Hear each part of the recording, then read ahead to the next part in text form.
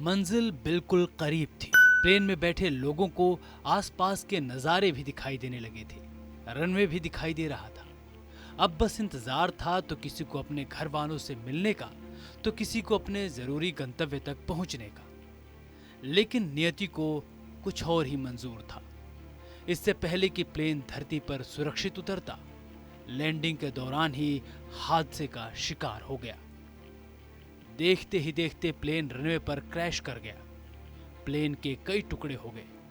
चारों तरफ अफरा तफरी मच गई। इस हादसे ने एक ही पल में 176 लोगों की जिंदगियां खत्म कर दी। यह दर्दनाक हादसा नाइजीरिया के कानो इंटरनेशनल एयरपोर्ट पर पेश आया था।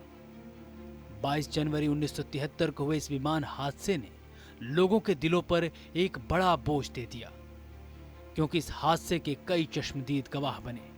जो लोग आज भी जिंदा हैं, वो उस दौर को याद करके आज भी सहम जाते हैं। इस क्रैश को एविएशन इंडस्ट्री का सबसे खतरनाक हादसा कहा जाता है। नाइजीरिया में हुए इस हादसे को कानो हादसे के तौर पर जाना जाता है। हादसे में जो एयरक्राफ्ट क्रैश हुआ था वह बोइंग 707 पैसेंजर जेट था। हालांकि चमत्कार की बात यह है कि इसमें जहां 176 लोगों की मौत हुई, वहीं 26 ऐसे भाग्यशाली लोग थे जिनकी जिंदगी बच गई। इस फ्लाइट में यात्री सऊदी अरब के जेद्दा से नाइजीरिया के लागोस लौट रहे थे। ये सभी हज यात्री थे और हज से स्वदेश वापस लौट रहे थे।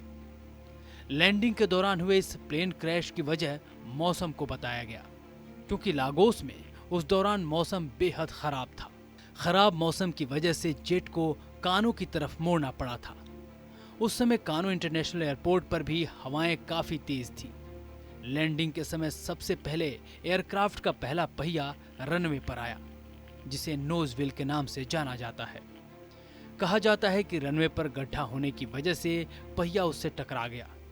इसके बाद दाईं तरफ की ओर लैंडिंग गियर भी गिर गया। एयरक्राफ्ट देखते ही देखते 180 डिग्री पर घूम गया और रनवे से बाहर चला गया।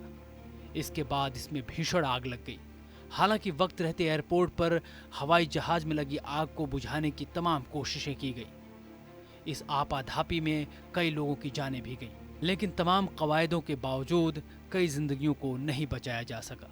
आपको हमारी यह खबर कैसी लगी, कमेंट बॉक्स में जरूर बताएं। बाकी खबरों के लिए देखते रहिए TV9 डिजिटल।